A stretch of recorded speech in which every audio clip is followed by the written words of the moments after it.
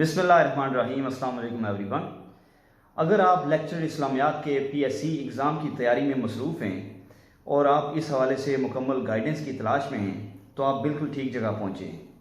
آج ہمارے ساتھ اس نشست میں موجود ہیں ڈاکٹر بلال دانش صاحب، جو کہ یونیورسٹی آف ایجوکیشن لاہور میں لیکچر اسلامیات کی خدمات سر انجام دے رہے ہیں۔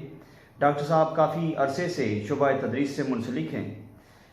اگر ان کی ایکڈیمک کیریئر کی بات کریں تو ان کی یونیورسٹی آف سرگودا سے MSc کے دوران انہوں نے 2007 سے 9 میں سیشن میں گولڈ میڈل حاصل کیا۔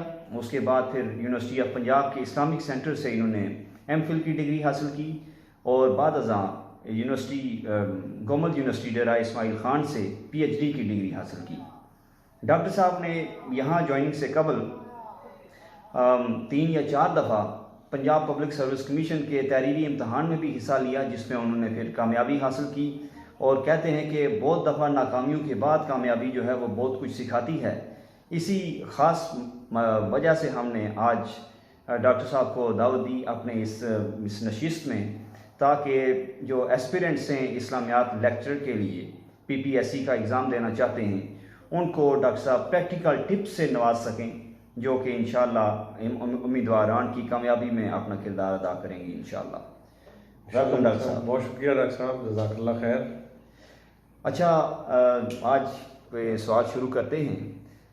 اس PPSC کا جو ریٹن ایگزام ہے، اس کے لیے کون سی ڈگری کی ضرورت ہوتی ہے؟ بہت بنیادی قسم کا سوال ہے ڈاکٹر یاسر الطاف صاحب۔ سب سے پہلے میں آپ کے چینل کے توسط سے تمام دیکھنے والوں سننے والوں کو جو متعلقین ہیں ان کا شکر گزار ہوں کہ انہوں نے ہمارے اس پروگرام کو وہ دیکھنے کی ایک سعی کی۔ تو اس حوالے سے یہ جو سوال آپ کا ہے، جب پنجاب پبلک سروس کمیشن ہو یا AJK ہو یا کوئی بھی کمیشن ہو صوبائی لیول کا، اور 7ویں گریڈ کے اندر وہ تدریسی خدمات کے لیے سیٹوں کا اعلان کرتے ہیں، تو اس میں وہ MA درجے کی یعنی ماسٹر یا MSc لیول کی سطح کی بنیادی ڈگری کو ترجیح دیتے ہیں۔ اس کا ایک پازیٹیو پہلو تو یہ ہے کہ ہر وہ شخص اس میں اپلیکنٹ ہو سکتا ہے، چاہے وہ پرائیویٹ اس نے کہیں سے کر رکھا ہو، یا خاص طور پہ جیسے میرے مضمون کے اندر درس نظامی کے لوگ بھی انکلوڈ ہو جاتے ہیں ایکولنس کے بعد۔ لیکن اس کا ڈرا بیک بھی یہی ہے کہ اپلیکنٹس جب بڑھتے ہیں، ان کی جب تعداد بے تحاشا ہو جاتی ہے، تو نتیجہ یہ نکلتا ہے کہ جو اصل الاصول جو لوگ ہیں جن کا صحیح ورک ہے ایک مضمون پر، اور جن کی صحیح یوں سمجھیں کہ ایک نظر ہے اپنے سبجیکٹ پر، وہ لوگ دب جاتے ہیں اور انہیں پھر اپنے آپ کو شو کرنے کے لیے بہت جتن کرنا پڑتے ہیں اور انہیں بہت ورک کرنا پڑتا ہے۔ نو ڈاؤٹ کہ ایک محنت ایک اچھا عمل ہے، لیکن باقی ان کی محنت کے تقاضے بہت بڑھ جاتے ہیں اپلیکنٹس کی تعداد کی وجہ سے۔ جناب اچھا ڈاکٹر صاحب، ٹیسٹ کی تیاری کم وقت اور محدود مواد سے کیسے ممکن ہے؟ بہت اچھا ڈاکٹر صاحب سوال ہے، چونکہ ہمارے اکثر جو کینڈیڈیٹس ہوتے ہیں وہ اسی اسٹیپ سے ہی ودرا کر جاتے ہیں کہ دیکھیں نا جی میرے پاس وقت نہیں ہے، سیٹیں اناؤنس ہو گئی ہیں، اشتہار آ چکا ہے اخبارات میں، تو میں how can it is possible for me to sage the subject, کہ میں کیسے اپنے مضمون کا احاطہ کر سکتا ہوں، تو ودرا کریں۔ بات ایسی نہیں ہے، صرف ایک ٹیکنیکل یہ چیز ہے، اس کو سمجھنے کی ضرورت ہے، اور یہ تب سمجھ آ سکتی ہے کہ جب اس کو پروپورشن کا علم ہو، اور جب اس کو پتہ ہو کہ کون سا مثلا MA کے ہمارا جو اسلامیات کا کورس ہے اس میں تناسب کے حساب سے سوال آتے ہیں۔ جی، قرآن یا تفسیر کا پرچہ اس میں بنیادی ہے، اس طرح حدیث کا پرچہ بنیادی ہے، ٹھیک ہے نا جی، اور اسی طرح دعوت و ارشاد کا پرچہ اس میں بنیادی ہے، انبیاء کے حالات وغیرہ۔ تو کنفائن نہیں ہو پاتا، ایشو یہ ہے جس سے لوگ گھبرا جاتے ہیں اور چلے جاتے ہیں، یا پھر وہ گائیڈز کا سہارا لیتے ہیں۔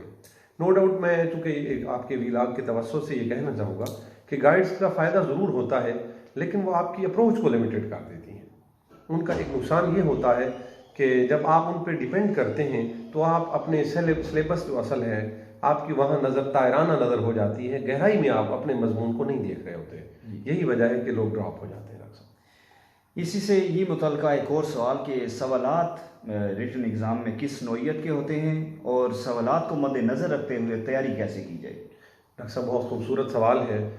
ہم نے اس شعبے کے سینئر سے سنا، اپنے اساتذہ سے، ہم لوگوں سے، کہ ایک دور تھا جب کمیشن میں وضاحتی سوال آیا کرتے تھے، یعنی کہ MCQs نہیں ہوتے تھے بلکہ جو انشائیہ درجے کے سوال ہوتے تھے۔ تو اس میں تو صلاحیتیں بڑی واضح ہو جاتی تھیں. اب معاملہ آ گیا ہے ٹک مارک کا اور نشان کو جو ہے انسرکل کرنے کا. تو اس میں پھر یعنی کہ ایک سسپیکٹ رہ جاتا ہے کہ میں بھی کسی کا وہ جو ہے جسے ہم اپنی زبان میں تکا کہتے ہیں کہ وہ لگا ہو، اس کی گرپ نہ ہو، یہ وہ. تو اس کے لیے نا یہ پھر بات تھوڑی سی مشکل ہو گئی ہے. اور سوال ہمیشہ بہت زیادہ جو ہے نا یوں سمجھیں کہ کمپلیکیٹڈ نہیں ہوتے، وہ عمومی درجے کے ہوتے ہیں، لیکن عمومی درجے کے ہونے کے باوجود کوئی ایسا آسپیکٹ ہوگا جو ریئر ہوگا. ٹھیک ہے نا جی. مثلا ہم اس کی مثال لے لیتے ہیں کہ تفسیر قرآن کی کسی آیت کی کوئی جو ہے نا تفسیر کا وہ پہلو پوچھا گیا ہے اور کسی امام کا تفرد ہے اس میں. ٹھیک ہے نا جی. ریئر اس کا کال ہے اس کے بعد. مثلا قرآن جی یہ کہتا ہے کہ والدہ کو چاہیے کہ وہ اپنے بچے کو پورا دودھ پلائے جو ہے نا، حولین کاملین کہا. تو اب امام اعظم کے جو فرمودات ہیں ضمن میں جو فقہی حیثیت ہے اس آیت کی، تو اس میں اگر ان کا تفرد ہے کہیں پہ تو وہ ڈال دیا جاتا ہے جو ڈسٹریکٹر کا رول پلے کرتا ہے. کامن لوگوں نے اور سنا ہوتا ہے اور پھر اس طرح وہ جواب ان سے گم ہو جاتا ہے. اچھا، آپ نے لفظ تکے کی بات جی تو اس کا مطلب ہے کہ پیپر کی نوعیت گزشتہ چند سالوں میں تبدیل ہو گئی. بالکل. تو پہلے تو پیپر کے حوالے سے بتائیں کہ آپ جو ایم سی کیوز کا پیپر ہوتا ہے وہ کس نوعیت کا ہے اور اس حوالے سے پھر اسے کیسے حل کیا جائے. بہتر سر. پیپر تو آپ سب جانتے ہیں کہ 100 مارکس پر جو ہے نا وہ مشتمل ہوتا ہے اور تقریباً اس کا دورانیہ جو ہے 120 منٹس دیے گئے ہوتے ہیں اس کو سوچنے سمجھنے کے لیے. 120 منٹ پر وہ جو ہے آپ نے اس کو حل کرنا ہوتا ہے. اور میں نے جیسے کہ عرض کیا، سب سے پہلے میں یہ سجیسٹ کرتا ہوں کہ پہلی اٹیمپٹ میں ہی پیپر کو نہ حل کریں، تھارولی اس کا جائزہ لیں، لیکن بہت لمبے ٹائم کے لیے نہ لیں. یعنی کہ آپ اپنے ٹائم مینجمنٹ بہت ضروری ہے. اور جو آپ کو کویسچن بالکل کلیئر کٹ آ رہے ہیں وہ پہلی فرصت میں آپ کر لیں جو شیور ہے آپ کو. پھر وہ کویسچن آپ چنیں جو ان کے قریب ہیں لیکن جن میں غلطی کا امکان بہت کم ہے، اسٹیپ وائز. چونکہ نا ڈاکٹر صاحب ہمارے کمیشن میں جو اب رولز ہیں اس میں نیگیٹو مارکنگ بڑا نقصان کر رہی ہے. موسٹلی لوگ اپنے جسے کہتے ہیں پاؤں پہ کلہاڑی مارنا، اچھا خاصا پیپر کر کے آتے ہیں. اور یہ میرے ساتھ بھی چونکہ ہوا، میرے ایکسپیرینس سے ہے کہ بعد میں جب بندہ بچاتا ہے وہ نیگیٹو مارکنگ آپ کے اصل نمبر بھی لے جاتی ہے اور یوں آپ پوائنٹس میں جا کے رہ جاتے ہیں اور اس کا آپ کو بہت صدمہ ہوتا ہے اور اس کا نتیجہ بڑا فرسٹریٹڈ بیس ہوتا ہے کہ آپ نیکسٹ ٹائم اپیئر نہیں ہوتے کہ یار یہ مجھ سے نہیں ہوتا. اچھا، کوسچن پیپر میں ڈفرینٹ سبجیکٹس کے کوسچنس کا پروپورشن کیا ہے، یعنی مضامین کی آپس میں کیا نسبت ہے؟ کتنے پرسنٹیج کون سے مضمون کے کوسچنز آتے ہیں اور اس طرح سے؟ ڈاکٹر صاحب آپ کا یہ سوال بڑا اہم ہے اور اس کی جو قانونی حیثیت ہے اگرچہ مجھے اس کا علم نہیں ہے، لیکن جو میرا جائزہ ہے یا میرا ایکسپیرینس ہے اس بیس پہ میں بات کر سکتا ہوں. اس ضمن میں اس میں جیسے کہ اس علوم اسلامیہ میں قرآن کو اصل کا درجہ حاصل ہے. ٹھیک ہے نا. تو تفسیر قرآن جو ہے یہ اس کا حجم زیادہ ہوتا ہے عام طور پہ. اسی طرح حدیث رسول جو ہے اس کا حجم پھر اس کے تناسب سے کم ہوتا ہے قرآن کے تناسب سے، لیکن دیگر مضامین کی نسبت زیادہ ہوتا ہے. اس میں مختلف اس کے پہلو، محدثین کے احوال، ان کی کتابوں کے احوال، حدیث کی جو تعریفات ہیں یہ پوچھی جاتی ہیں. اس طرح پھر فقہ اسلامی جو ہے. اور موسٹلی ایک میں آپ کے کویسچن کی شرح میں ایک بات کرنا چاہتا ہوں اگر آپ مجھے اجازت بخشیں.